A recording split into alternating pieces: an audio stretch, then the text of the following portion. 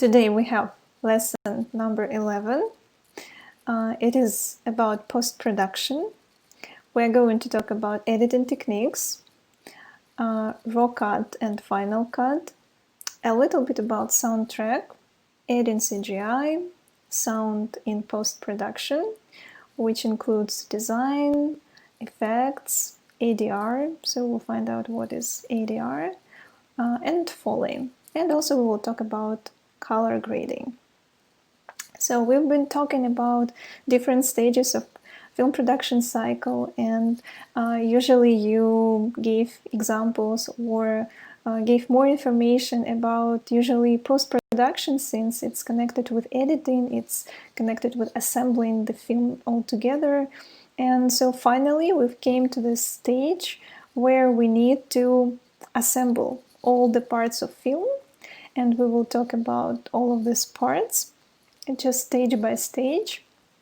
But we need to get some general information about the post-production stage as usual.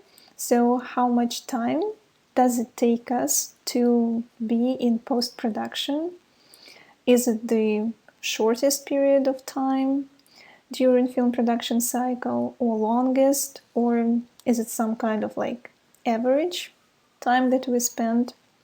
So what is this time that we need to go through post-production? Do you remember?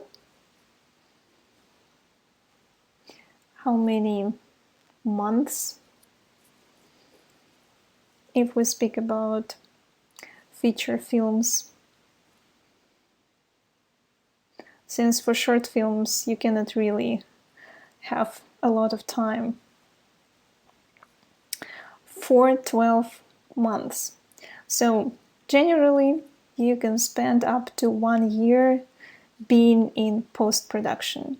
So you can imagine, if you compare it to production period, which can be like on average 1 month or like up to 3 months, or if we don't really speak about freezing the production to wait for some season to change or because of some other circumstances. So post-production is quite long period of film production cycle, and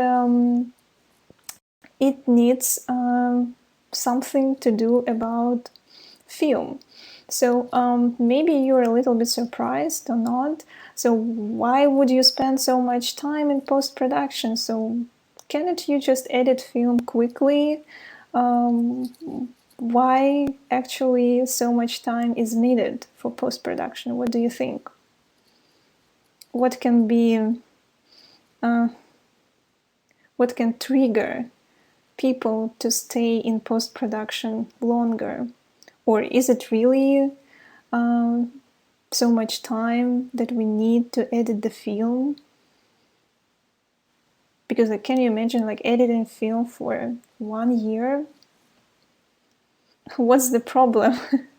We have script. Yeah, but we have script, which is written. We have materials shot, and you just need to put these materials, and especially you already know which takes were okay, which takes were not okay. So, and there is a professional film editor who edits the film according to all of this information, script first of all, then details from script supervisor who gave all the comments during the production period. Also, film editor can be employed during the production already, so that to see and oversee the material being shot, so that to identify problems and solve them even at production stage. But so we still need to spend some considerable time. The film should be put within time frames. Okay. Do you consider film editing to be like a creative stage of filmmaking? While you're thinking I just throw in some idea that some people think that film is really created during post-production and especially while editing. So, I mean, film editor in this case can be like a film director. Because in most cases, film directors do not edit their films themselves. Well, some film directors do, but I mean, majority, there is a special person who does this job instead of film director, that is film editor. And at this stage, so some people think that even like from film industry, even like filmmakers themselves, even I think Alfred Hitchcock was saying that film is really being created during film editing. So, and therefore, so that to create the whole film, that's why you need so much time. So have you ever thought about film editing in this aspect, that it is like really important? Or you were focused on production, since it's the time when you produce the material, which you will later edit during post-production? It's a burning question among filmmakers. Like, what is more important? To film a film or to edit the film?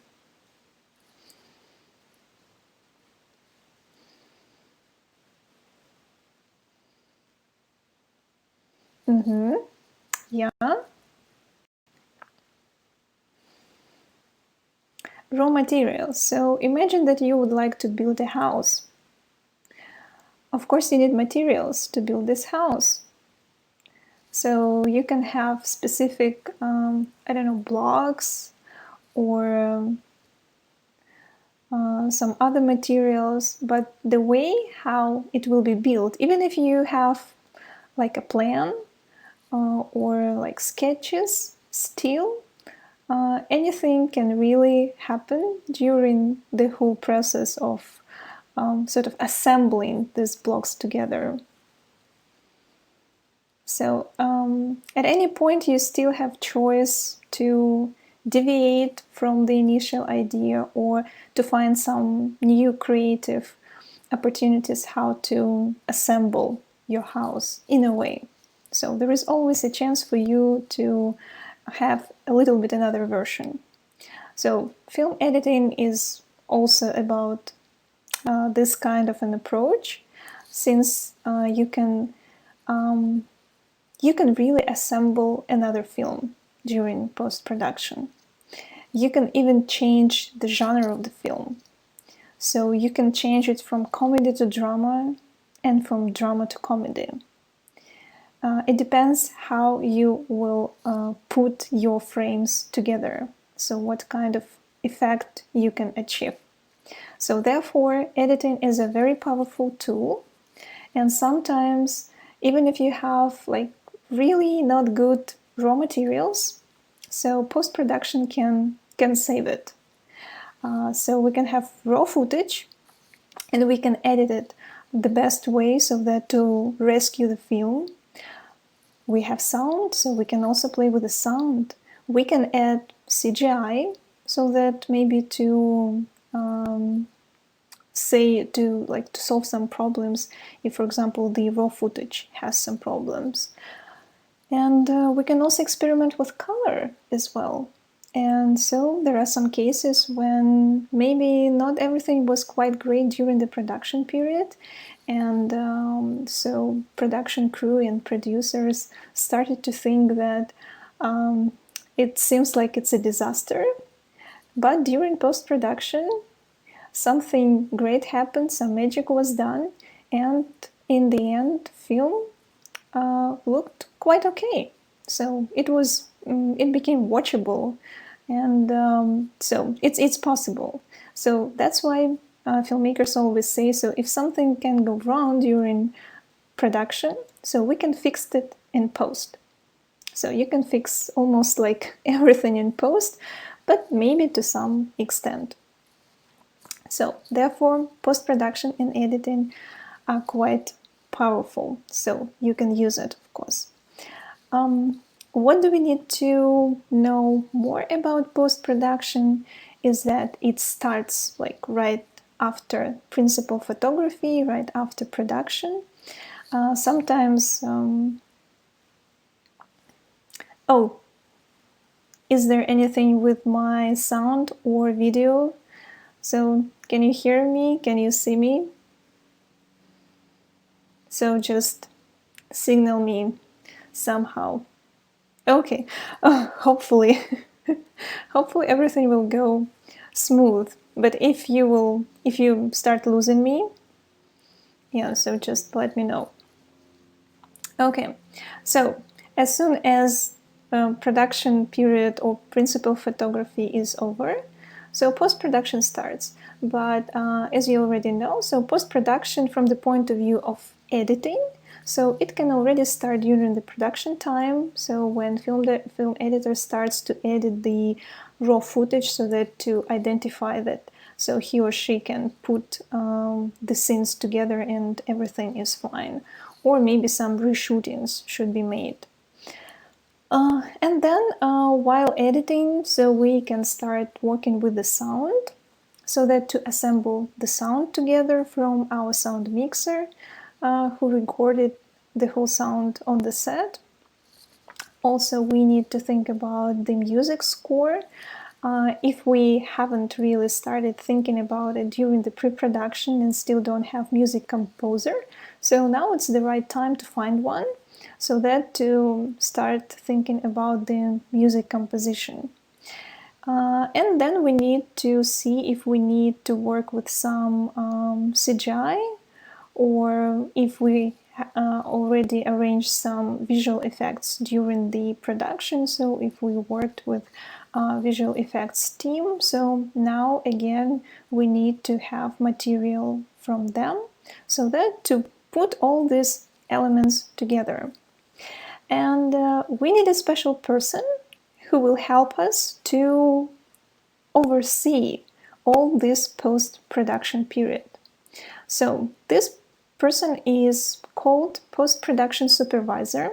So it's the main person who will help in the first place producers to communicate with the producers group and production office and this whole post-production team of film editors, sound designers, sound mixer, sound editor, VFX supervisor and his or her team, music composer, and colorist.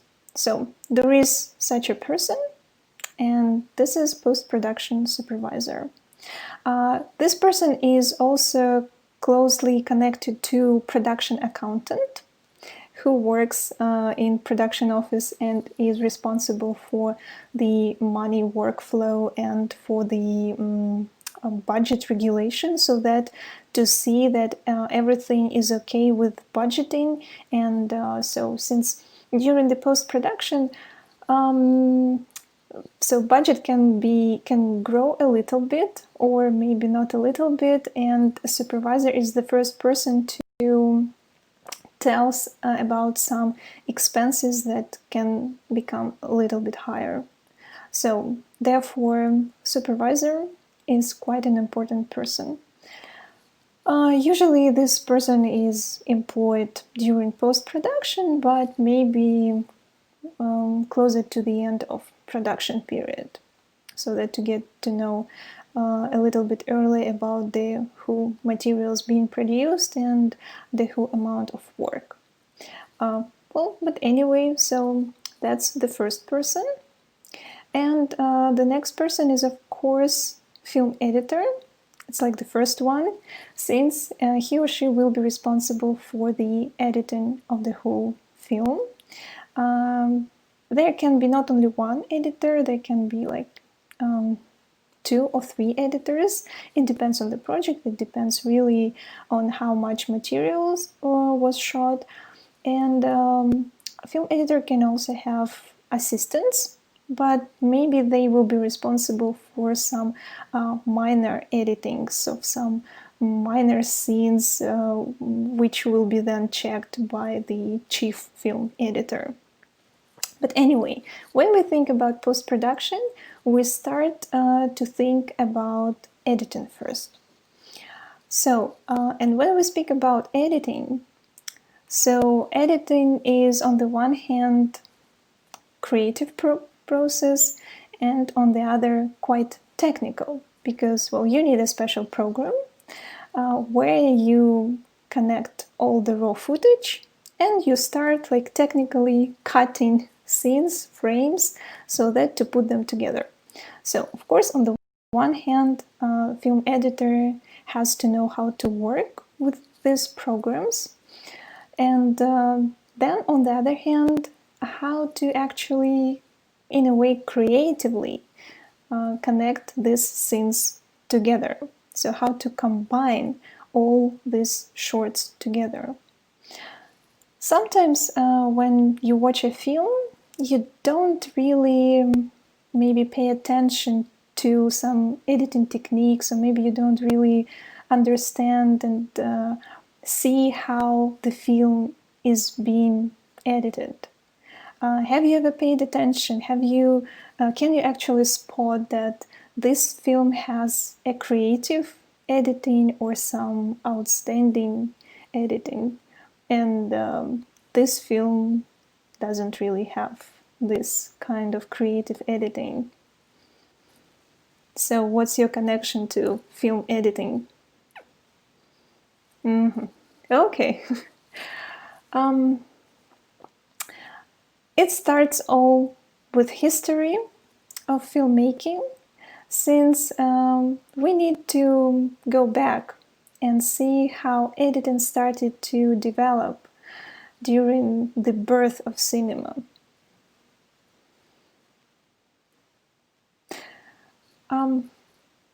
Well, if film director is editor himself or herself, then of course yes. But if film director is of course involved in post-production, because he or she will still make decisions about editing, about sound, about CGI, about color grading, but to some extent. It all will be written in his or her contract. But the final decision is made by a producer. But again, just remember, so if film director is a producer himself or herself, then it's a common decision. Well, it all depends who is in the producer's group. But usually film director does not really take part in film editing. We will come to the decision making a little bit when we will speak about the types of film editing. But so at this point, there is a film editor who edits the film according to the script and according to the storyboard and according to script supervisor's notes. But if you remember that storyboard is sort of the pre-visualization of the whole film, so then film editor just needs to find the specific takes, specific shots in raw footage and assemble the film according to the storyboard. And storyboard was made on the decisions of film director and cinematographer with the help of storyboard artist. So in this case, of course, film director has some ideas how to edit the film, because editing process should be made according to the storyboard, because this is how it was imagined. And during the post-production process, so storyboard becomes a film, like a real film. But some changes can be made, since we agreed that editing is a creative process. So, and film editor is a creative person and a professional person, and he or she might have some other suggestions how to make film look better, how to contribute to some maybe scenes or some development of scenes which film director and cinematographer didn't really see during this pre-production stage. So maybe something changed, and maybe they don't really possess this editing viewing of the film, which film editor has. So it's just a different viewing of the film. Moreover, a film editor doesn't have any emotional connection to the whole film from development, pre-production, and especially production stages. And it's really a great point, since if film director edits his or her own films, he or she has this emotional connection, and sometimes he or she cannot cut out some scenes because they were very complex to shoot, and there are some actors which invested some great power and energy to shoot this scene, so film director cannot really cut out the scene because there is emotional connection to it. But it will be negative for the whole film. So this is bad. And film editor doesn't have this connection, and it is good.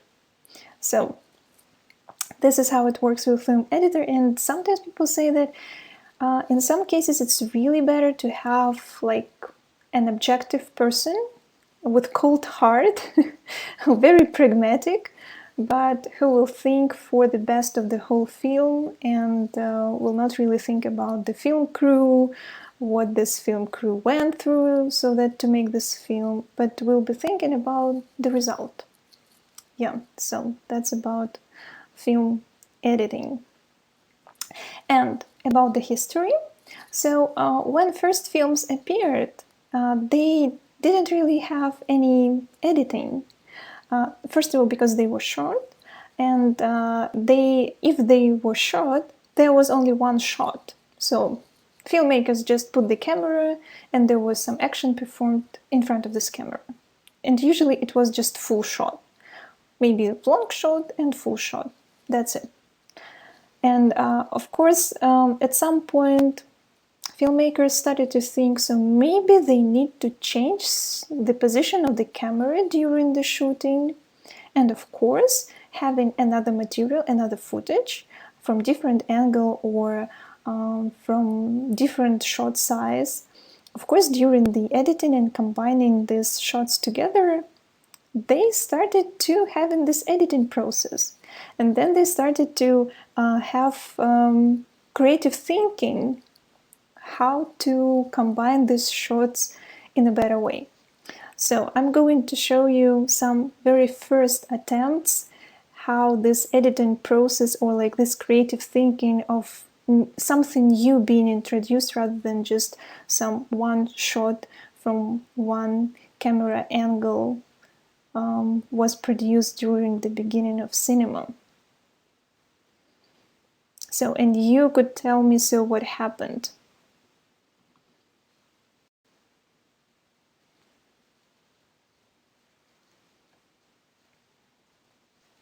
So there is no sound, and man is looking through the telescope. And this is what he sees in the telescope.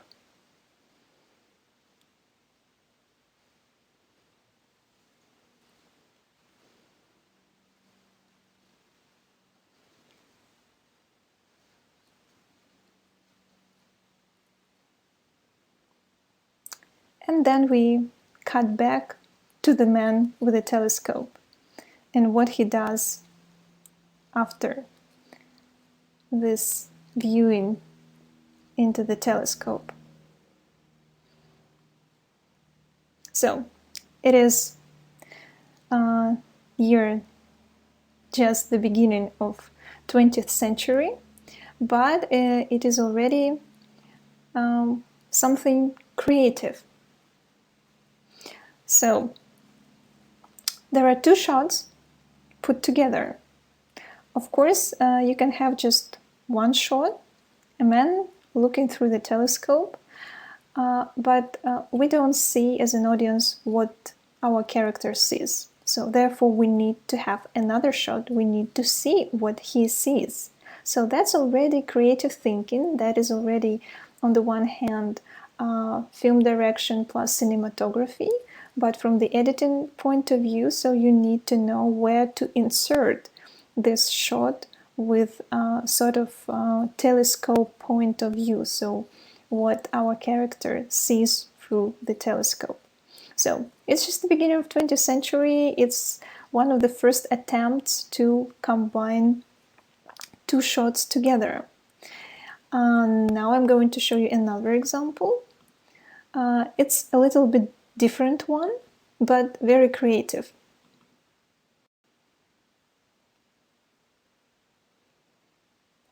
So there is no sound again.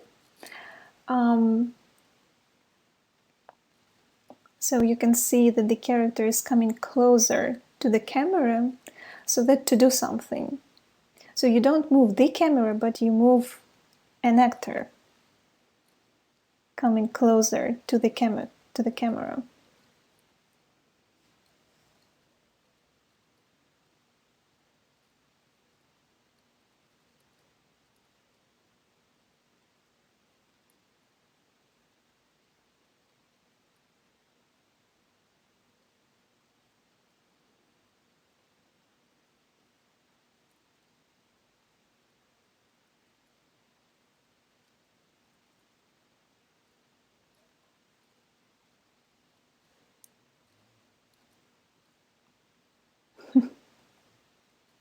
So what do you think about this interesting attempt to combine and film direction and cinematography and even a little bit of special effects and editing? And this film actually has the first close-up. So but you cannot really say that it is a close-up, because close-up, it's when you need to cut and then to have a close-up, like in the next frame. Here you have an actor just coming to the camera so close that it becomes a close-up. But still, it's already some kind of editing, because you combine two shots together. So first you have this man coming to the camera and like opening his mouth, and the second shot is when you have a cinematographer with this camera, like sort of falling into his mouth. So this already editing, because you combine two shots together. So, and one more example from a very famous short film, which became like an abundance of editing and different shots combined. Have you ever heard about the Great Train Robbery? Maybe it's the first Western film, but it's quite short. So the Great Train Robbery.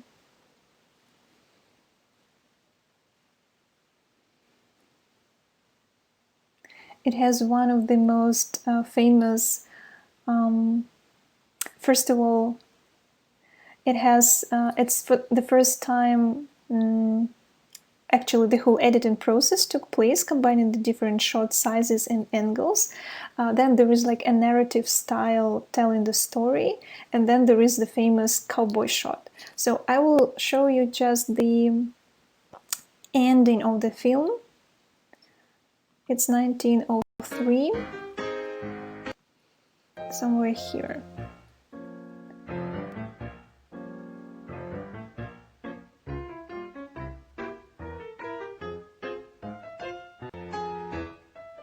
And the dancing. Yeah.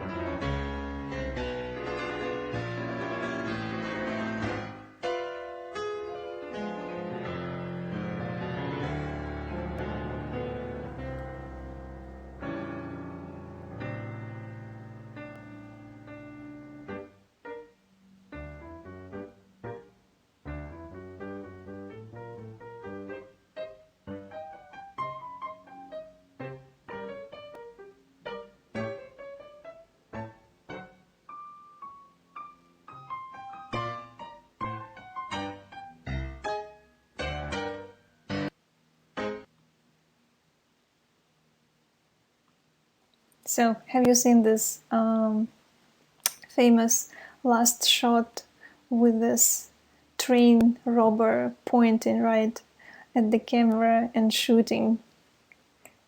Okay, well, so that's one of the famous shots because the character is looking right into the camera and like engaging with the audience. But you have seen the previous film with the man like swallowing the the audience or the cameraman who is shooting him. But anyway, so that's one of the famous shots and editing styles during the first films that tried to understand in a way that they cannot film the story only from one camera position. So something needs to be changed, and it has to be reflected in editing as well, so that to combine these shots together. So that was the initial understanding of editing, but it progressed, and it's interestingly progressed in Soviet time, back then sort of Russian time. But anyway, so our Russian filmmakers, they also started to experiment with these shots combined together. And our one of the most famous filmmakers, Lev Kuleshov, he found out that there is something else behind this editing process. So when he was trying to edit some of the films, he found out a very interesting effect. So when he tried to combine two shots, some meaning was created behind, like in audience mind. And it was called intellectual editing. So when you show one shot, then the second one, you don't show the third shot, but this third shot is the subconscious idea which is being born in audience mind. And you can play with the audience. I'm going to show you this Kuleshov effect, since it was called like this, since it was this first it was invented by Kuleshov, and this effect became quite popular, and even nowadays you can use this effect so that to create this third meaning, intellectual editing. There will be 3 episodes, and try to think, they will be almost the same. So try to think which emotions you feel during these 3 different scenes, but maybe they're not so different.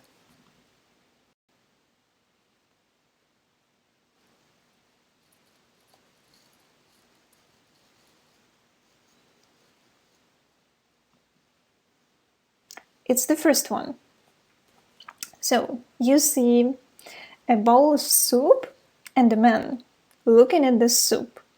So what do you think man wants to do? So which emotions? So what is his motivation?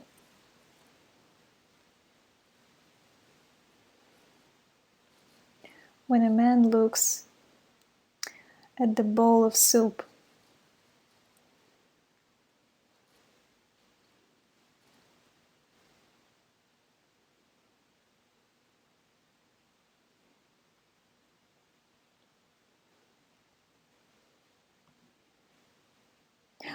were you did you see the film, or it was frozen for a bit? Oh, you didn't watch the video. Okay, let's try again. So let's try and watch the whole video, and then I will ask you the questions.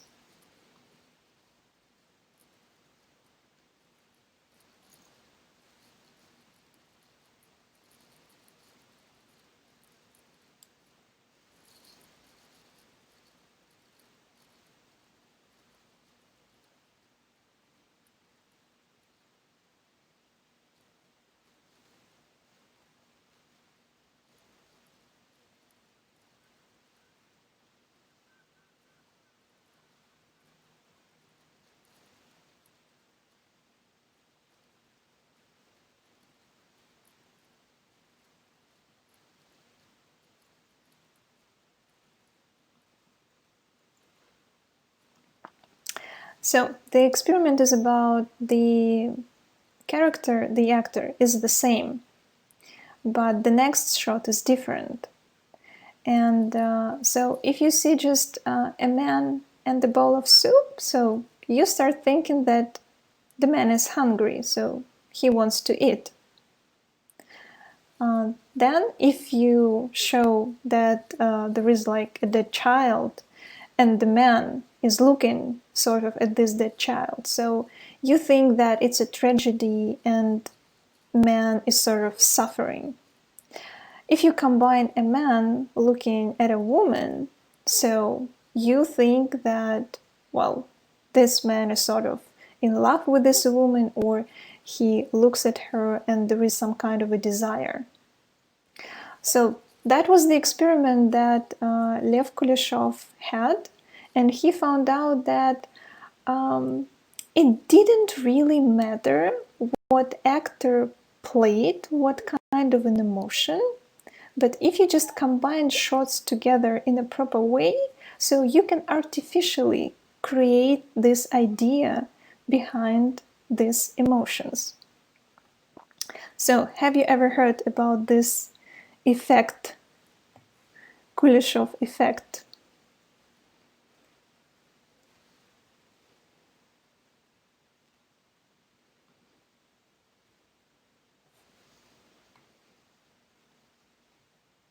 Have you ever noticed this trick played?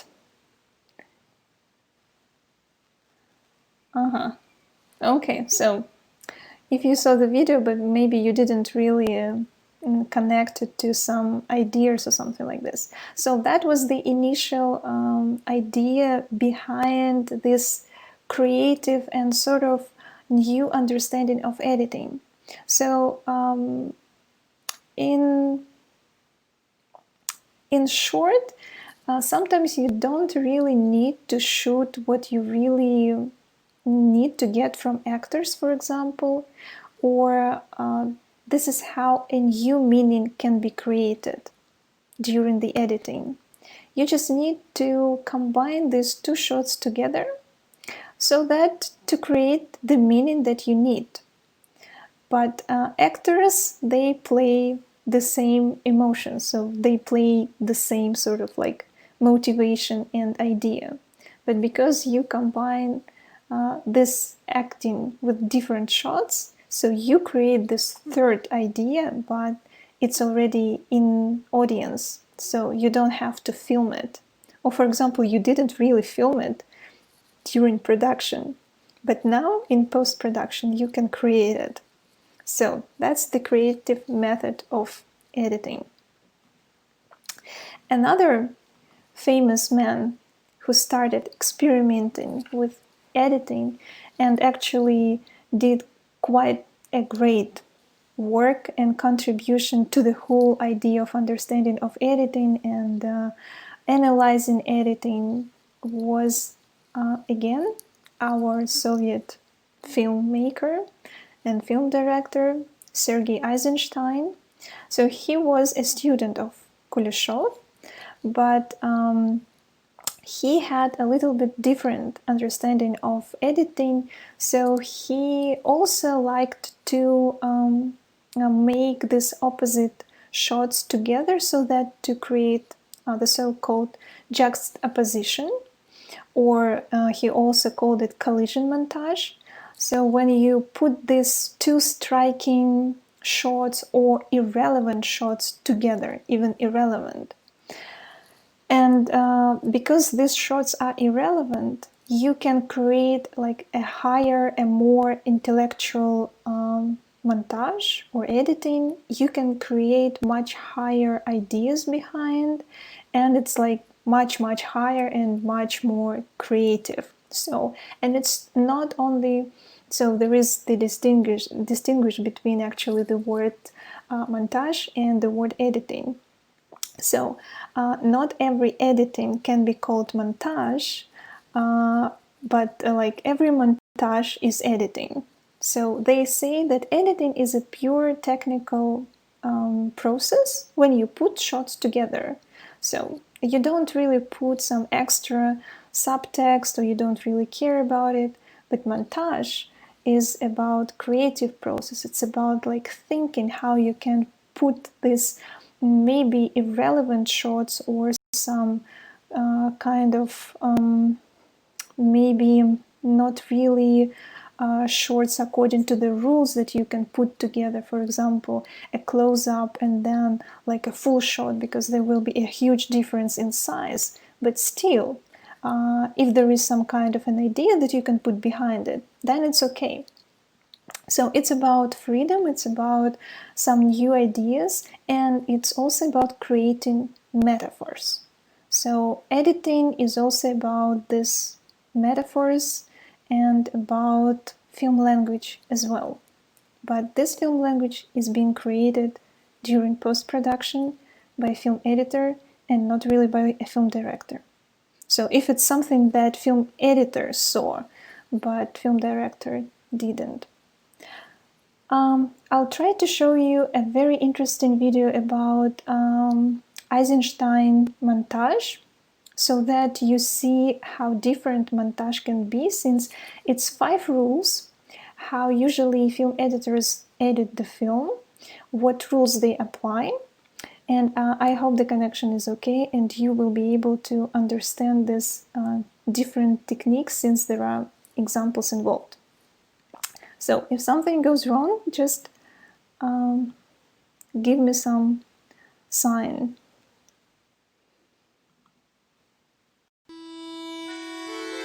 Hi there. Today we're going to talk about Russian filmmaker and theorist Sergei Eisenstein and his famous methods of montage.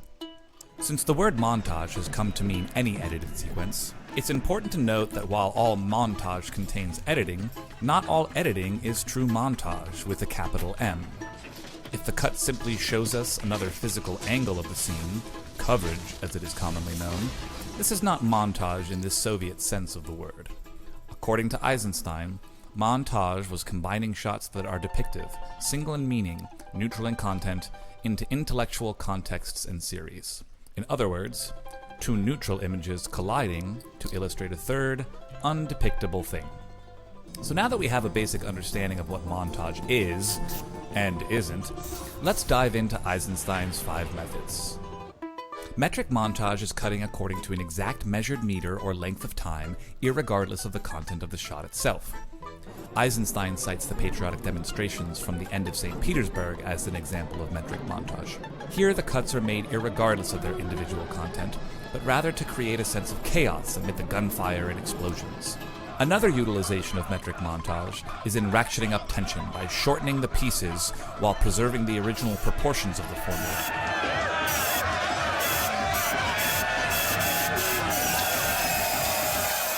Also referred to as continuity editing, rhythmic montage is the easiest to spot and most widely used method of montage. Everything from car chases to dialogue scenes utilize rhythmic montage. You know any animal jokes? Well, I only got the chance to say one because we only did one show.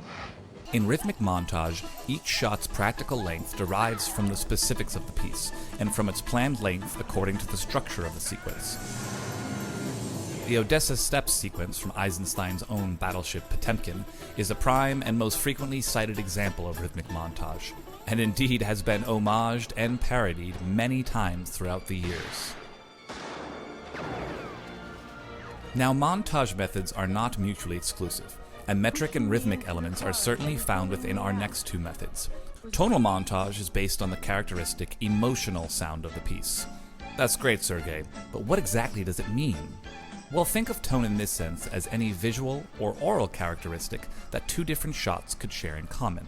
An example from the more recent The Revenant perfectly illustrates not just one, but several instances of tonal montage in sequence. In the following edits, it is a motif of fogginess or haze that unifies the shots.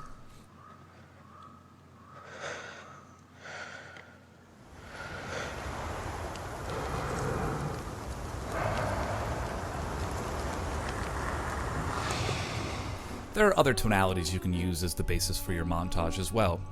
Wong Kar-wai uses graphical or compositional tonality as a basis for montage in his acclaimed In the Mood for Love. As both main characters are discovered at their writing desks, framed within the additional frames of the set architecture, tonally connected to the idea that they are both trapped alone in their circumstances. In these series of shots from Martin Scorsese's The Age of Innocence, light tonality drives the edits.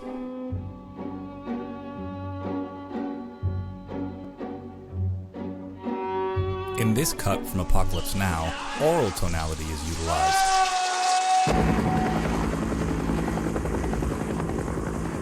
Overtonal is by its nature more abstract and complicated than the methods discussed up until now. As Eisenstein puts it, from the moment that overtones can be heard parallel with the basic sound, there also can be sensed vibrations, oscillations that cease to impress as tones, but rather as purely physical displacements of the perceived impression. One scene famous for cross-cutting and rife with overtonal montage is the baptism sequence from The Godfather Part 1. Many themes, tones, and overtones intermingle in this sequence that treats violence as a holy writ, shows the connection between religion and corruption, and sanctifies the actions of a murderer.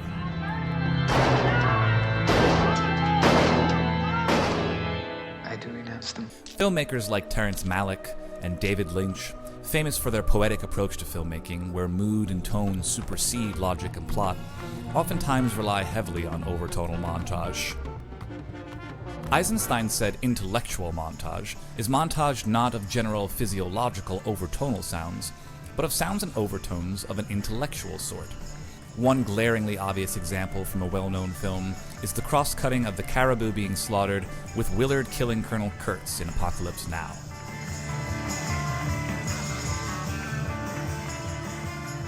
The famous match cut in 2001: A Space Odyssey, from the bone to the orbital weapon satellite, is another prime example of intellectual montage.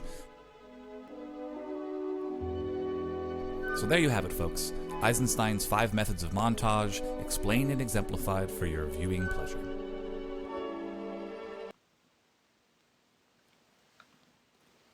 So, was it okay? Did you manage to watch the whole video?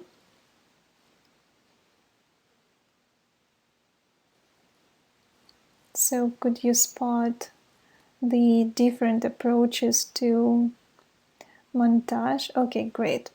Perfect. So that's kind of, I'm giving you the information that it's not really about like to put shots together so that to reveal the story, for example, or to reveal another size or angle of the scene, but it's about some creative process of editing. So why editing is so important and why it can really change the meaning of the film if it is needed, or it can give it a higher concept. So when you have these shots combined, not really according to their sort of relevance, but on the other hand irrelevance, then intellectual montage is happening. And it's happening not because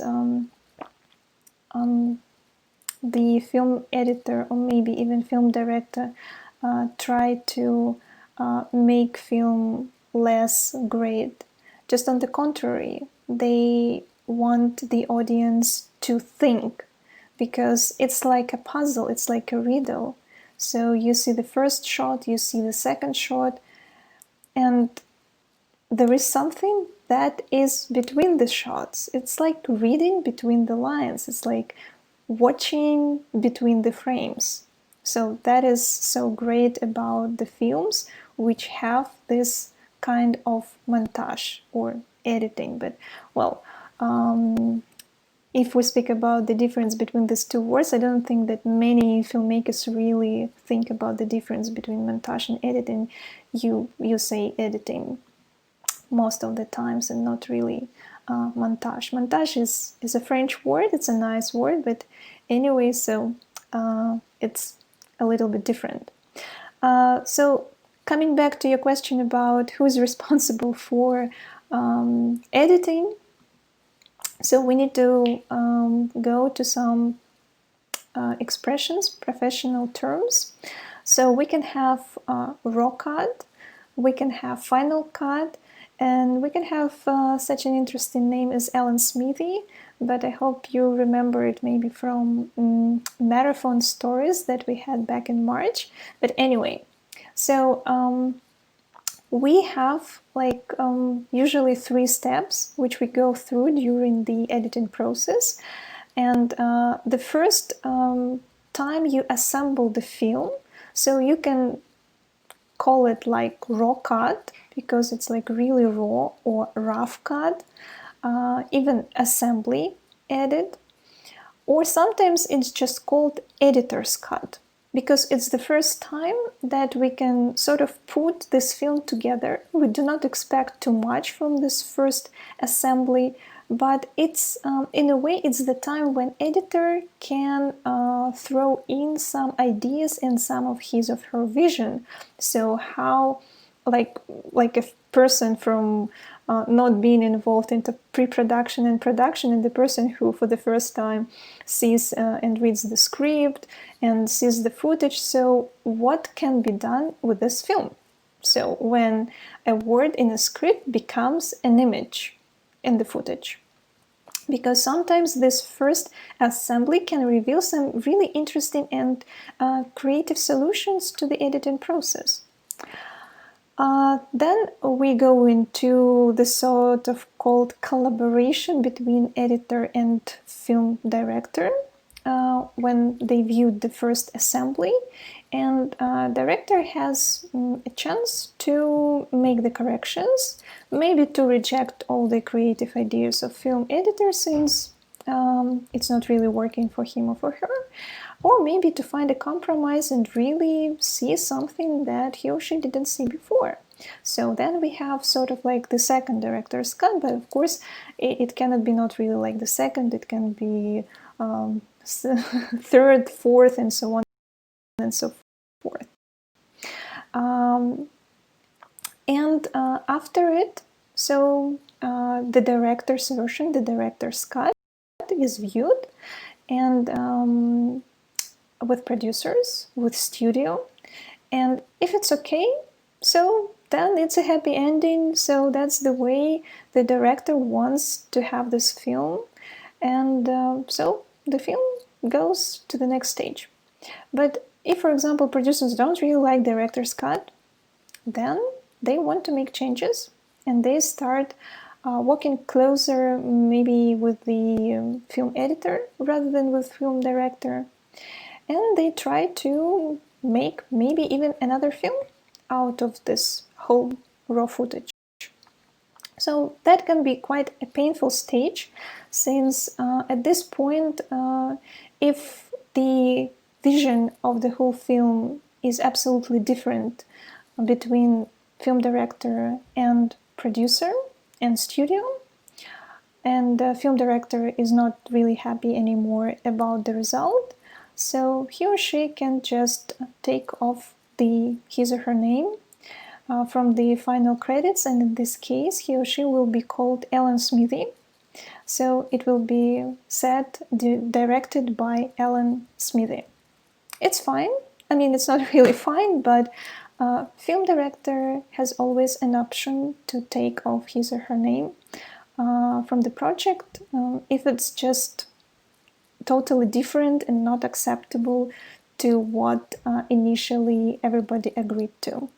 Well, one of the most famous cases here is with the film Dune, where David Lynch was a film director, and initially it was quite an epic production, and the whole shooting period and big budget, but in the end, unfortunately, David Lynch's vision of the film was totally and literally speaking cut, and David Lynch couldn't handle it, and he asked to take his name off this production. But a few years later there was director's cut of Dune by David Lynch released, so you can watch the normal version, the standard version, and director's cut by David Lynch.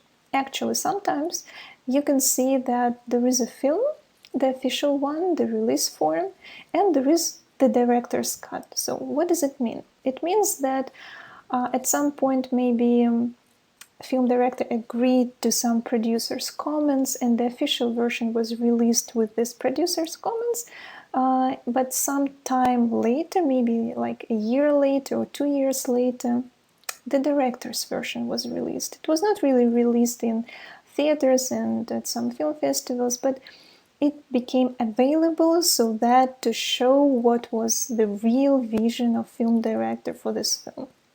So that's why sometimes you can have this director's cut of film, or when you, for example, look for the film to watch, you can have two options, like the normal version of the film and the director's cut. So it means that there is director's vision of the film finally released. So that's about different versions of editing. And at this point, when we have the whole film locked, like we have the final cut, which is agreed between film director, producer, studio, and film editor in a way. So we can start really focusing on the sound, since the whole image is locked. So, of course, while the film is being edited, so we can start working on the sound, we can start at least make the sound much better, or we can already know that we would need to re-record some artists, some actors, or we will need some special sound design, for example. But of course, the real work with sound starts as soon as so we have the locked version of editing, since we need the time, we need the precise time of each scene, so that to have sound for the scene, and we need the precise like time code for each film, so that to know how long should be the whole soundtrack. I mean, like soundtrack, which is like one track of sound. Since even, I mean, it's not really about maybe some real sound happening, but still it's some kind of atmosphere that has sound as well. So we already talked about sound during the production. So what do we do with sound in post-production?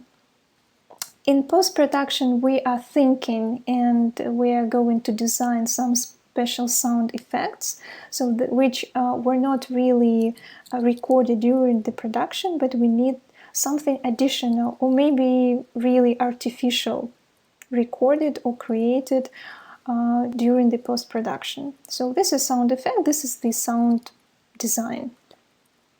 Then we need to re-record our actors speaking.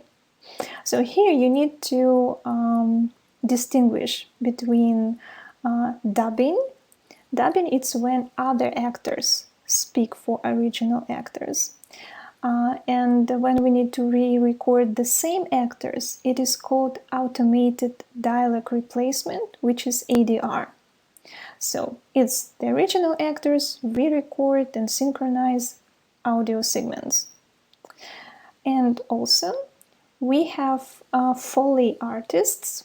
So they just reproduced some sound effects that are edited to films, videos, not really artificially, but in special studio rooms where they can work and sort of record these sounds. So this is how sound in post-production looks like.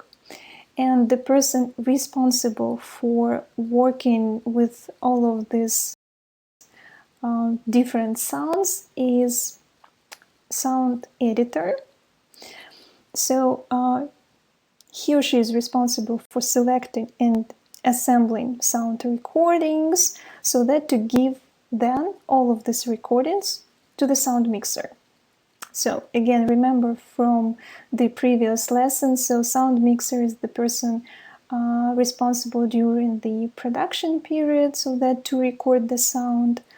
And then this person will be responsible so that to put all these different tracks of sounds coming from actors' dialects, from sound effects, from foley artists, and so on and so forth, so that to put it in one track of sound together with the music, which is soundtrack as well. So it's all about soundtrack. And I'm going to show you the video, a few video about how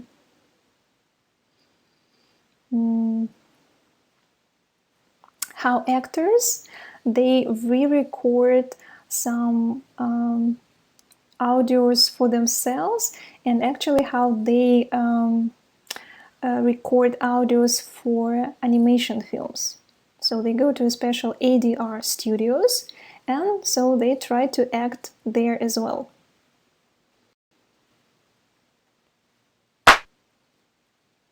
Today is best day ever. I has a super popular name. I am O. You were scared. I almost made a number 3. I am O. Can I come into the out now? What for are you did this? I am Boov, beloved by all humans. Give Daddy some sugar! Now we are arrived at best hiding place yet in the Milky Way, and the Gorg are lactose intolerant. They will never find us here. It was a good idea of me to make all passwords password. It is so easy to remember. And so on.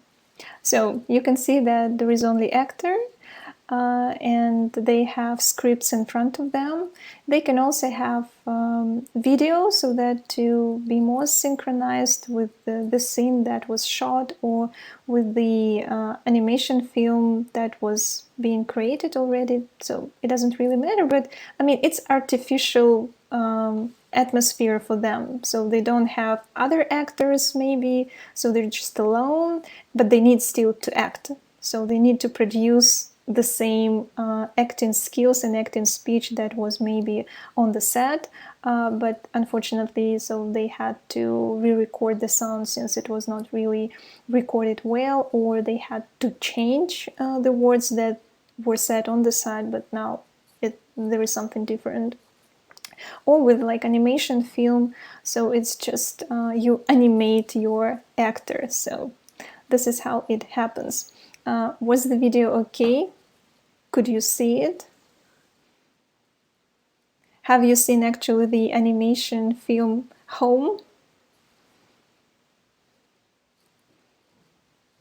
That was quite funny one.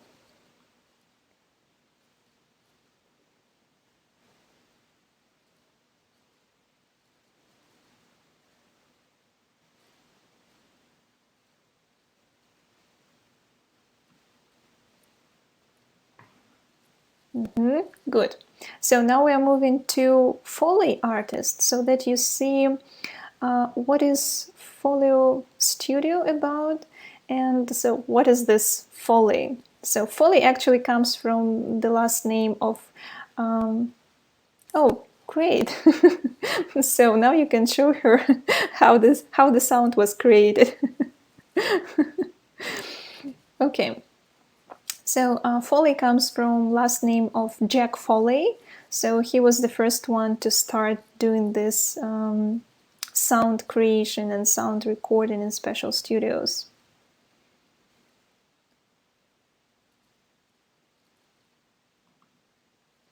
I sleep for that film.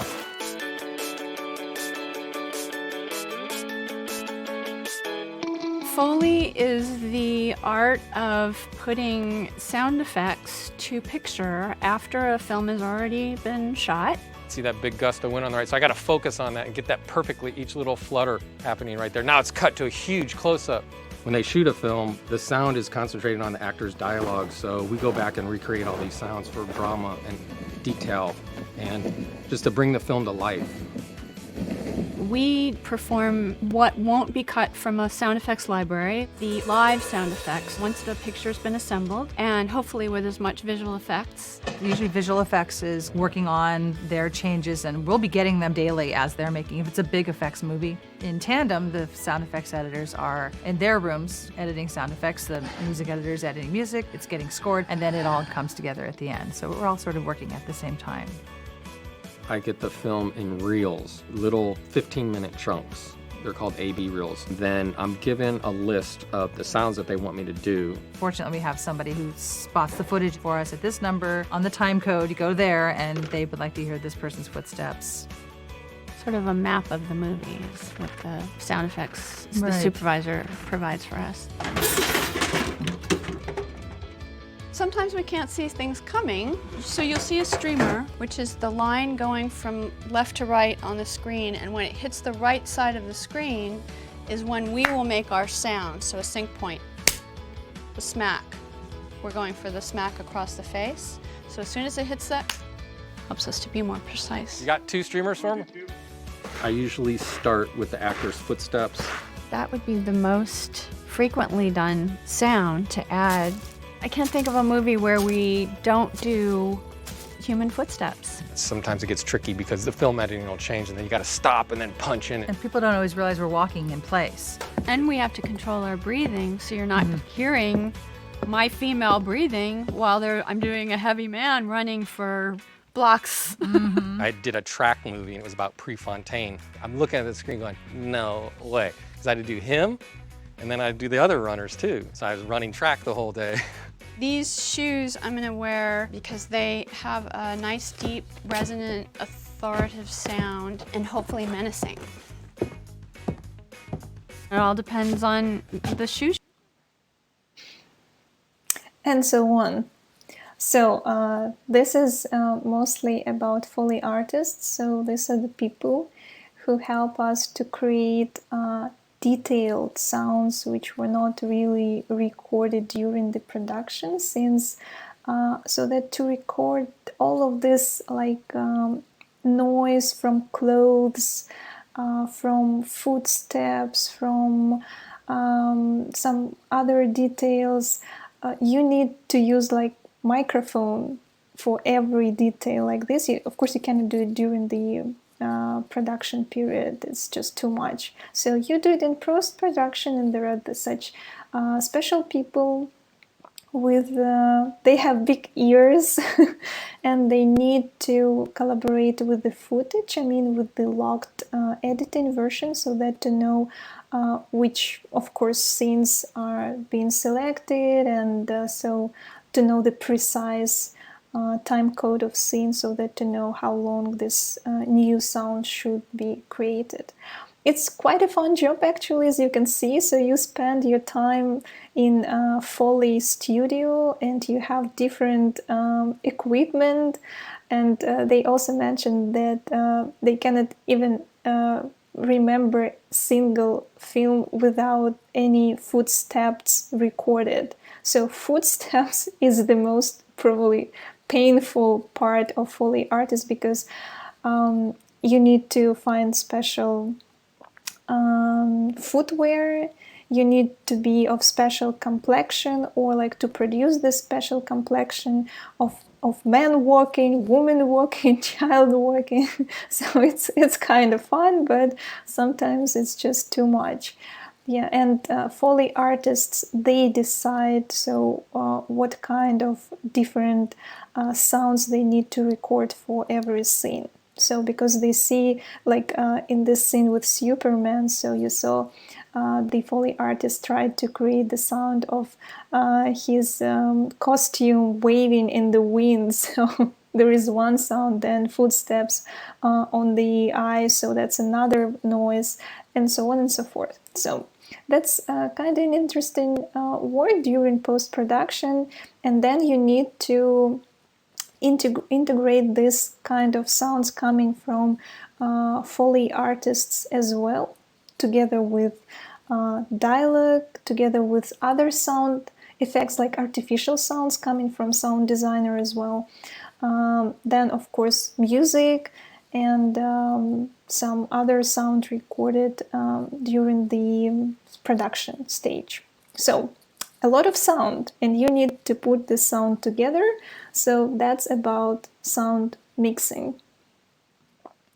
So I'll just tell you that the nomination for Best Sound Editing went to Ford and Ferrari this year. Have you seen this film? So the name of sound editor is Donald Sylvester. Yeah, but well, you can imagine, so this film is about cars and driving, and I guess there is a lot of sound about this film, and you need to combine all of the sound together. So pay attention. They actually said that, I haven't seen it myself, but it's with Christian Bale in one of the main parts, so it should be good. So Christian Bale doesn't really take part in bad films. So, and Matt Damon, yeah, right, great, thanks. We worked with the final cut, we worked with the sound. So what else? So parallel, according to the sound, so we can start working with adding CGI to our locked editing. So you remember from, hopefully from the lesson about visual effects. So we need to plan them in advance if we need to shoot some special scenes on green screen or blue screen, or we already know that we will have to deal with them during the post-production. So the person responsible for dealing with CGI or visual effects is VFX supervisor. We already met this person during the art department, which is sort of part of collaboration with VFX and so on. So what do we need to remember? So CGI, something that we need to integrate into our raw footage, and we need to work in special programs so that to combine different shots, we need to work with VFX artists, so they can start working, of course, during the production period, probably if we have something locked. But the idea of adding CGI is to have locked editing, because VFX artists, when they start to create CGI, they need to know for sure how many frames and what is the time code for every scene which needs CGI. It's important. It's like, it's a must rule, so that to follow and start working with VFX artists. So if you have different VFX artists, depending so what you need to create on your footage, if it's like a CGI character who needs to be painted, so some VFX artists work on it, or if you need to clean some background or to create a new background. So it's just the different stages of VFX artists whom we met during the art department stage. But at this point, again, it's about putting all of these elements of CGI together. And the person who is responsible for this is compositor, not compositor. So he's compositor, and the process is called compositing.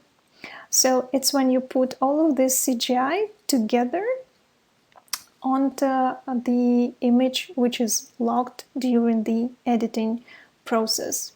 So it's, again, it's like with the sound, you put all these sound tracks of sound together. So with compositing, it's again adding CGI, all of the elements onto this image, onto the editing track together, so combining them. I will show you the first first attempts of this compositing. It's back in time it was called combination. So combination of two images together so that to create an effect of illusion or special effect. So now, of course, it's a more advanced technique, but at the beginning it was created by Georges Méliès, and we already met this person during film history lesson, and it happened already like 120 years back, so you can imagine how it looked back then and how it advanced nowadays. So Georges Méliès and his compositing, which he apparently did himself. So have a look. So where is my Georges Méliès?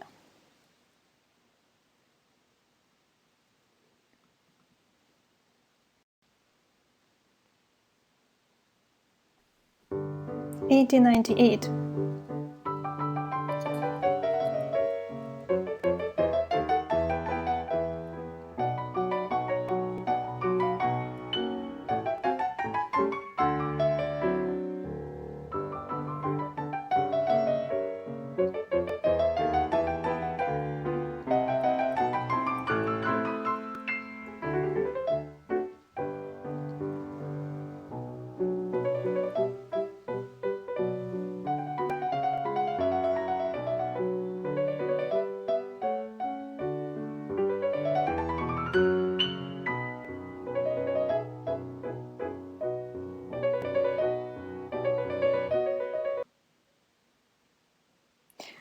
So can you imagine 1898 and already special effects and quite creative, and I guess back in time then it was really magical.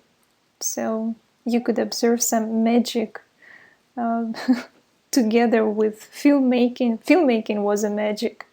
Yeah, but Georges Méliès was quite creative person, and he was a visual effects artist as well here, and quite a professional film editor, so that took combines. So he understood that you could record, you could shoot different images on different cameras, on different film strips, but then you can combine them together and like project simultaneously, so that to have this illusion of something weird going on.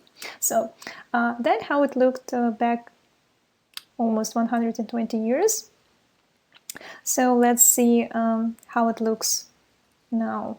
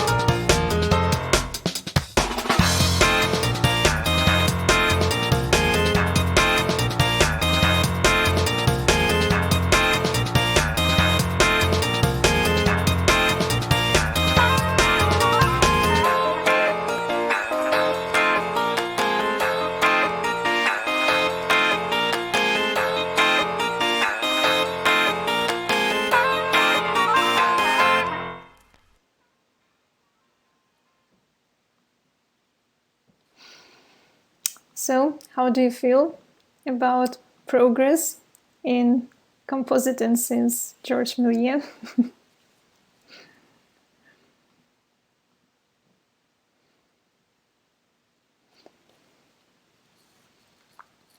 I guess sometimes it's really difficult to understand what is real and what is not in the film because it looks quite natural, and well, it makes sense. Okay, so then you can watch all the short films of George Méliès, and there are more than 1,000 of them. And if considering the fact that it was 120 years back, so that was quite innovative. So nowadays, so just boring, too much CGI. So as soon as we have CGI edited to our editing Final Cut, so the next process that takes place is color correction and color grading. It's almost the same. I mean, you can call it color correction or color grading, but color plays an important role in film since, well, color has subtext. Colors can be warm, colors can be cold, so different shades of colors, and so on and so forth. So color has its own film language. And of course, you already see some color while you're shooting the film during the production time, but still the major work about color grading will be done during post-production because it will be brought to another level of actually seeing the film in its real true color, so that to give it the look, the visual style that was designed before, even maybe during the sketches and storyboard, sort of like this, or even when you had special references from other films or from famous paintings as well. So when the period of color correction starts, it's about film director, director of photography and production designer to come to color grading studio. So they will sit for many days and hours in the studio and decide on every scene to be color graded by a professional colorist who will sit at the same time at the special desk with special computer program and will do some magic so that to color the whole picture. So it can take a while, because if you can imagine that the film runs for at least 90 minutes and there can be like 100 scenes and you need to create to color every scene. So it takes a while, and sometimes maybe production designer is not that important, but two key people who decide about the color grading are film director and director of photography, because they are two main people responsible for the film image. And then if they have first version to show to the producer, so they show this version. If it's okay, that's okay. If it's not, so then there is discussion, there is compromise, and so on and so forth. Sometimes color in film can really look natural. Sometimes it can be more creative. We cannot really say color about maybe black and white films, but still in black and white films it's oh, okay. So where did you lose me? At which point? So what was the last time that what were the last words that you heard? Yeah, Thursday is a little bit difficult time. So, which information do I need to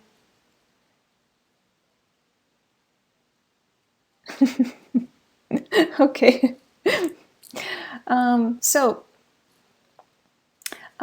Color is important, and color can add some really great meaning and atmosphere to the film.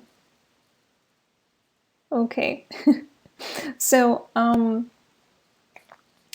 Have you ever paid attention to any interesting usage of color, or maybe some color shades in film? So maybe you have some favorite films that have this interesting color decisions. Before I show you some examples.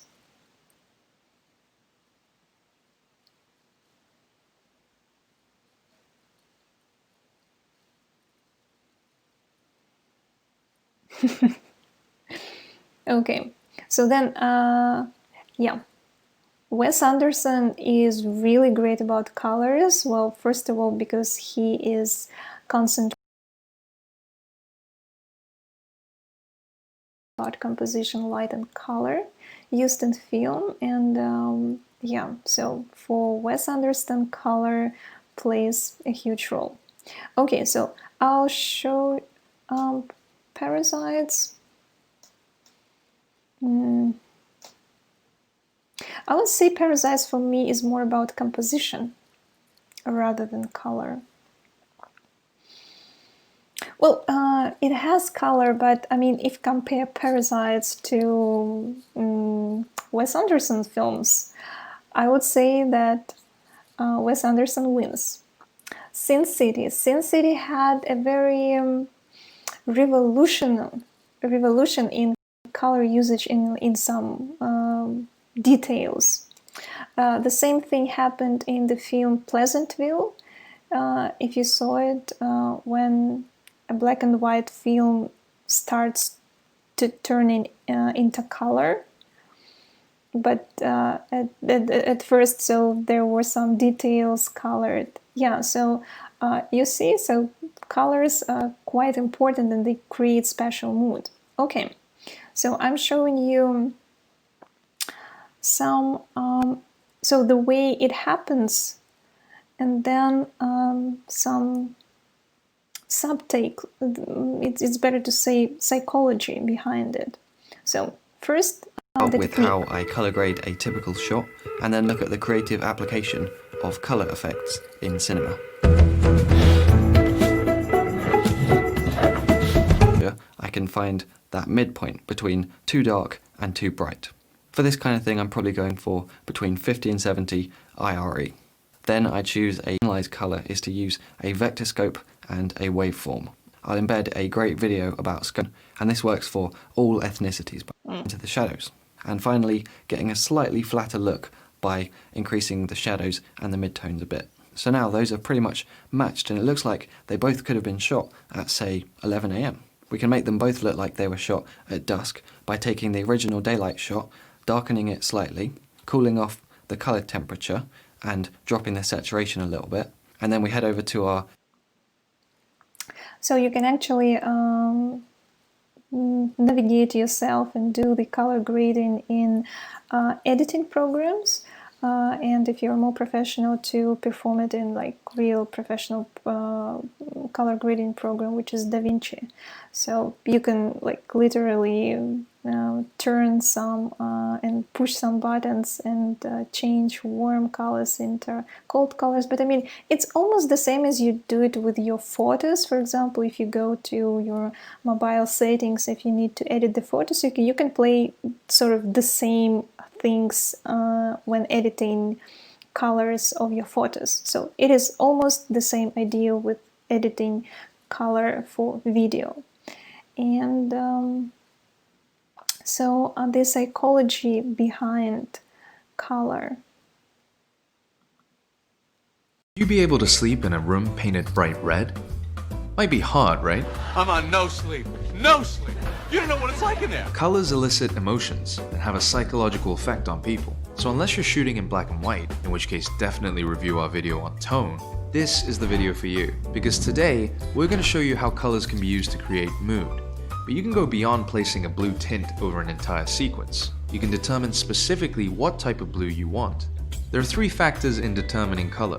They are hue, which is the color itself, saturation, the intensity of the color, and brightness, how light or dark the color is. With just hue, saturation, and brightness, HSB for short, you can create a complex color scheme rather simply, and go from being just another director to being a true visual artist. First up, hue. Some movies choose an affinity of hue, utilizing a monochromatic color scheme. Those are just fancy ways of saying that a movie is mostly one color, or neighboring colors on a color wheel, also known as analogous colors. The Matrix is a classic example of a movie that mostly uses one color. That color? Green. Why? Well, the movie takes place inside of a digital matrix, and we associate green with code. Plus, the green in the Matrix has a certain sickly quality to it, reflecting the overall state of affairs in that world. Welcome to the desert of the real. Next up is the S in HSB, saturation. This movie used a post-production process called bleach bypass, which has a deeply desaturating effect. The color is drained out of these images. It gives the world of the movie a cold, raw, gritty sort of look.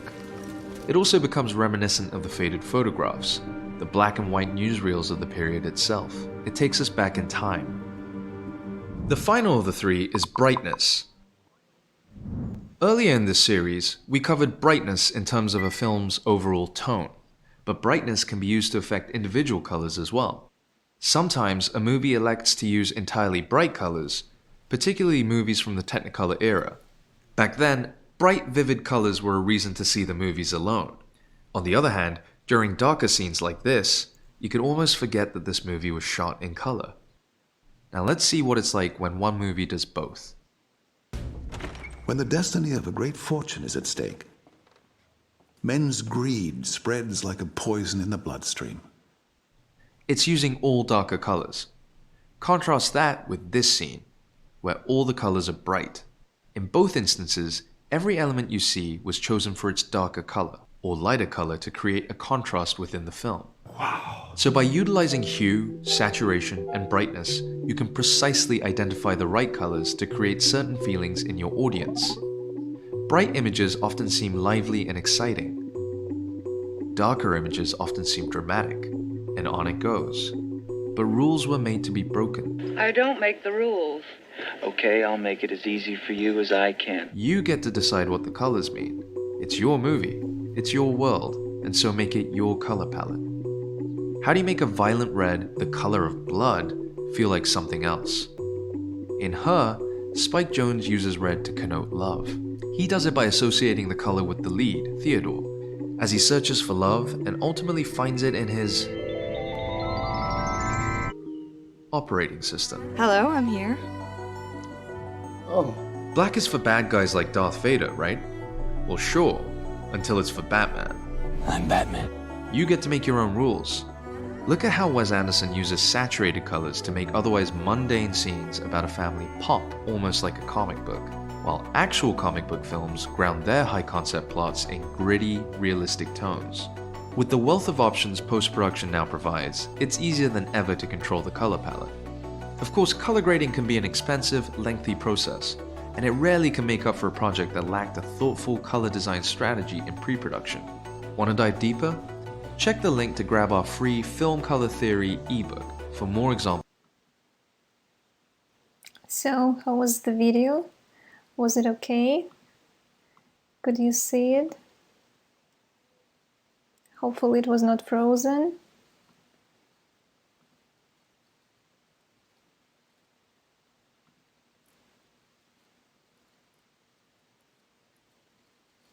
Great.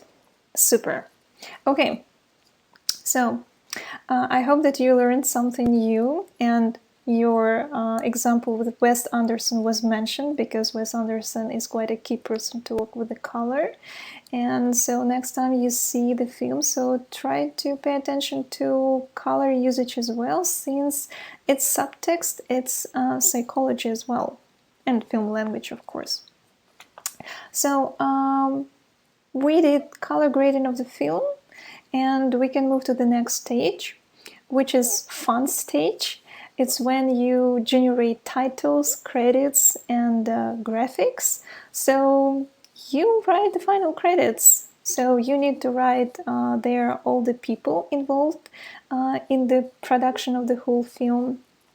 and you need to work on the style of these credits. It doesn't matter if it's opening credits or final credits. So sometimes they can use just the black background and white letters on it.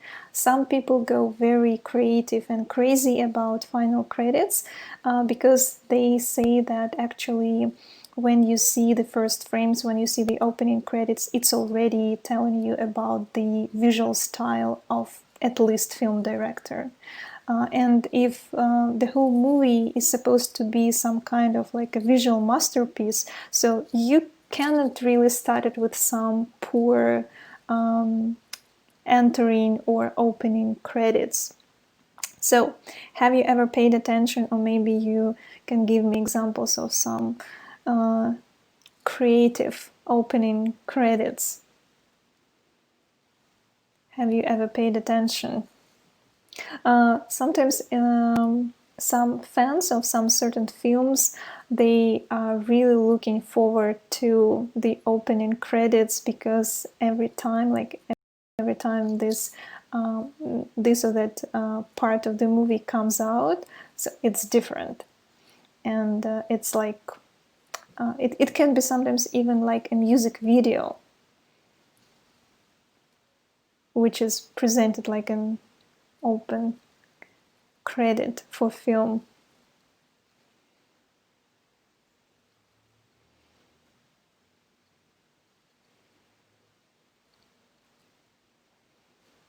Okay.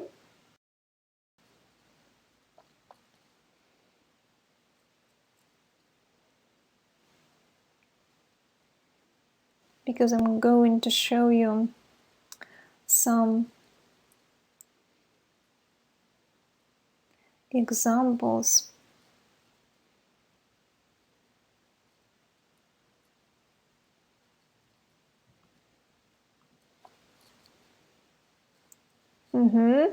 Deadpool, yeah. Maybe something from earlier classics, some film that is like a long-running sequel, some action film.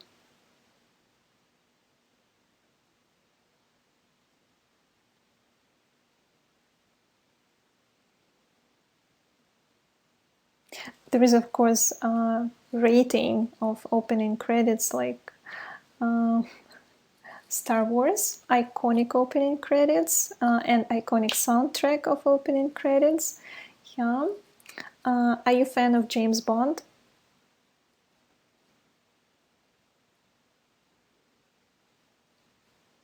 I'm going to show you the video of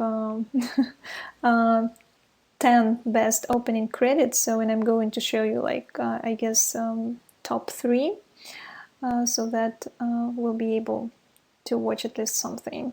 Yeah.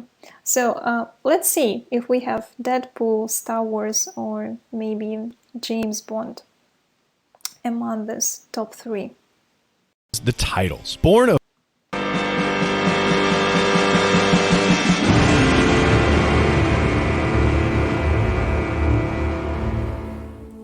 So many films have placed us in New York, and it almost seems like an unwritten rule that they use their title sequences to do so. From Manhattan to My Man Godfrey, each has presented a slightly different city in which the film lives. But Taxi Driver's steamy, grimy, rain-smeared tour of its nighttime underbelly is perhaps the most enduring. Set to the same brilliant Herman jazz score you might expect of a sequence that romanticizes NYC, Taxi Driver instead builds a contrast. And right from the jump, we're transported into the world of Travis Bickle, peering solitarily through the distorted lens at the scum with which we're surrounded, living in his world.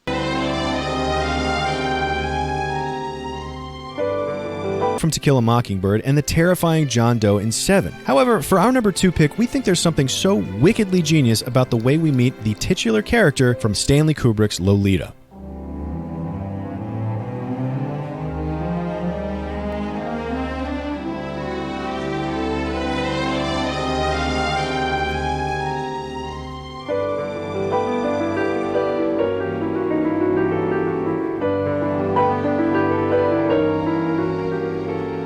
It's just this one simple shot. There's nothing more, but God, does it speak volumes. It invokes the full sense of the immense taboo without delving into the pornographic. It is simultaneously utterly innocent and utterly profane. It captures the audience's expectations of the film perfectly and turns them right against them in such a way that we're forced to recognize that the sexuality is at least partially in how we're looking and perceiving it. And in an instant, we understand Lolita, Hum, and their transgressively conflicted relationship, and we're ready to accept the darkest of plots that comes next. And finally, finishing up at number 1, more than the characters, the world, the background story, or the plot, a great title sequence must simply establish one thing: the tone. Emotionally preparing the audience for what's to come, the ultimate function of the effective opening title sequence. And while Natural Born Killers, Halloween, Reservoir Dogs, The Umbrellas of Cherbourg, Napoleon Dynamite, and even the incredibly hilarious runner-up of The Naked Gun do this with aplomb. And of course we haven't forgotten him. There is no one in the world better at this than Saul Bass. This was the man who revolutionized titling again and again. The man who made Otto Preminger famously insist that the curtains be drawn, that convinced the world of cinema that titles were meant to be paid attention to, not discarded. And it is perhaps entirely because of his pitch-perfect ability to capture the essence of a film in simple, clear design and execution that he is and always will be one of the greats. So, what to honor? To which sequence do we give this top slot? From his earliest Carmen Jones to his latest Casino, from his graphic hits of Psycho and Ocean's 11 to his footage in Seconds, The Cardinal, and Walk on the Wild Side, and his animation from It's a Mad, Mad, Mad, Mad World, how he evokes zany comedy from a series of rectangles with The 7-Year Itch, tension, balance, and then serenity with Simple Pendulums in St. Joan, an entire plot with spinning spirographs in Vertigo. No, we can't do it. We won't pick. It's a 50-way tie between everything. A top slot for his entire body of work. We'll leave you to revel in his titular glory.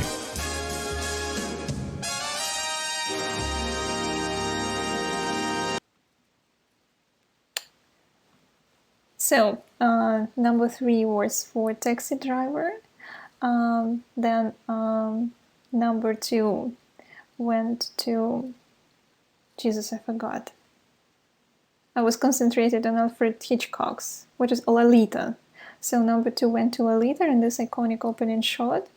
Yeah, and number 3 went to this special designer of, there was a special position to design this opening credits to Jason Sebils, who designed the opening credits for almost all Alfred Hitchcock's films and some other films as well by also Martin Scorsese and so on. So they couldn't pick one film because they were all quite nice films. But anyway, I guess the opening credits of James Bond, Star Wars, and Deadpool were a little bit maybe before this top 3. So after you designed your opening credits and final credits, then you move to the next stage, when you need to think about already the promotion materials, which can be designed like in distribution phase, but still you need to start thinking about campaign image of the whole film, and especially poster, since poster is the first thing that you usually use to advertise the film. And posters can be different, and we will speak about posters a little bit later in distribution phase, but still poster is something that you need to start thinking about closer to the end of post-production. And probably you have your favorite posters, or you pay attention to some interesting posters, or the posters that sometimes they can be graphic posters, sometimes they can be just posters with faces of actors who play in the film, or some iconic scenes, or something like this. Yeah, artificial intelligence is quite good. E.T., yeah. So why posters are so important is that they are the first pieces of information, so that to advertise the film, so that to promote the film, to catch audience's eye, so that to pick this film and to go and see it. And also poster can become something like a souvenir, so you can always buy poster or print it, and so sometimes posters can be printed not only as posters but on, I don't know, t-shirts, cups, some notebooks and everything like that. So it's a promotion, it's a merchandise, so it's promotion material as well. And of course, so that to advertise film but in a more visual way, there has to be a trailer created at the end of post-production period, but not by a film editor, but by a special editor who is specialized in film trailers, so that not to have emotional connection to the whole film and to the whole crew, but be more marketing oriented and promotionally oriented, and to be able to fix the whole information, the most maybe objective or the most catching information, so that to tell a story in usually 2 minutes. Sometimes trailers can be extended up to 3 minutes and 3 minutes and a half, but usually it's about 2 minutes. So trailer is another way to advertise the film, and usually if trailer is good enough, so then it's like already something for the audience to consider to watch. I guess you also from this type of audience when you try to engage already with the film at the stage of watching the trailer. So if you like the trailer, so then you will like go and watch this film for sure. If you didn't really like the trailer, so maybe you can still go and watch the film, so maybe you will read a little bit more information about the film. But if you didn't really enjoy the trailer, so probably you wouldn't go and watch the film. So what is your relationship with trailers? Do you trust trailers? Do you trust Russian trailers? By the way, one of the most famous Russian trailers editor, so he's working in somewhere in Hollywood production, so he makes the trailers for Russian films, but he works in Hollywood. Oh, so you watch trailer. Okay, I'm going to show you some trailer of a film that we're all expecting, so that to show an example of quite a good trailer, so that to have an idea of what's coming to our theaters soon. And then you can write some comments, so what you liked about the trailer, and did you actually understand anything from the trailer? No, of course. Who else? We all believe we'd run into the burning building. But until we feel that heat, we can never know.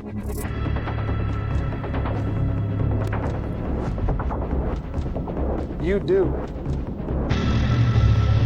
You chose to die instead of giving up your colleagues.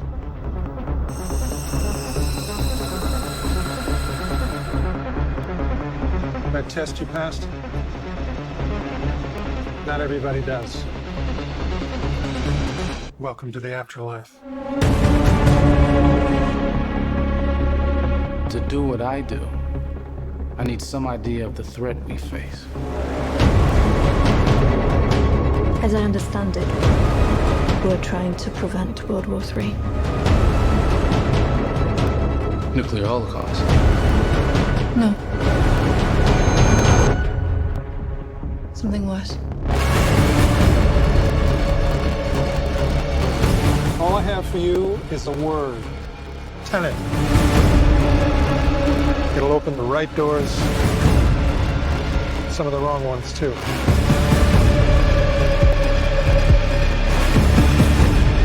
You have to start looking at the world in a new way.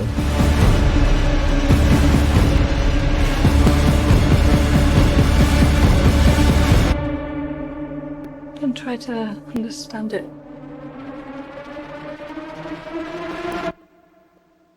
Feel it.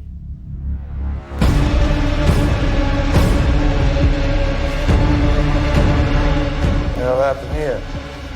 Hasn't happened yet.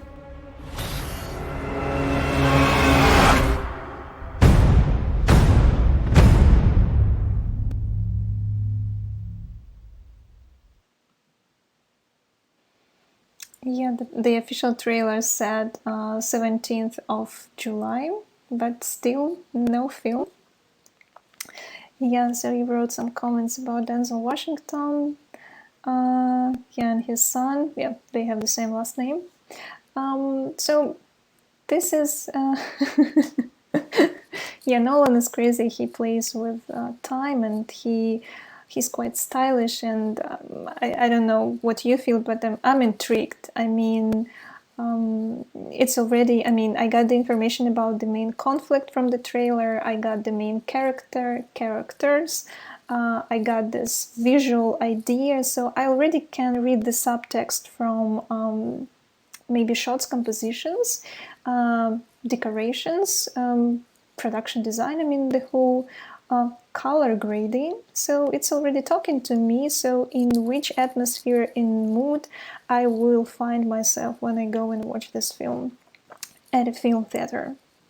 Yeah, so this is how it works with the trailer. Yeah. So, and at this point, so we finish post-production. So trailer is probably the last thing that you should do before you go to distribution, which we will discuss next time. And for now, if you have time, so try to watch the documentary about the whole idea of editing process. So it is called The Cutting Edge, The Magic of Movie Editing. So it's quite informative, and I hope that you will find some more interesting information about how to edit the film, and so about some examples from famous films. And for now, so this lesson is over, and we have only one more lesson to go about distribution, where you will find out about rating system, how to promote a film, festivals and awards, about film release, profits and losses, and some interesting information about top films of all time, so where to find them. And so we will actually finish, and we'll try to answer the question, so who is important in the whole film production, and what is important for film creator and for the film itself.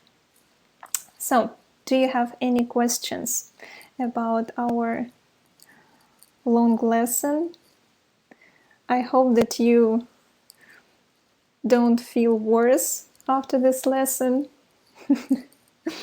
Okay, so feel much better, and I will see you next time at our final lesson. I hope that you will not be the only one to attend, since it will be the graduation lesson, and my students should show up for the last time. Yeah, okay. Then enjoy your evening. Well, it will be actually quite an interesting lesson, since we will talk about some behind the scenes about film distribution. So I hope that you will get more interesting information as well. Yeah. Okay. So then I'll see you next time. Well, hopefully it will become less. So feel much better, and I'll see you next time.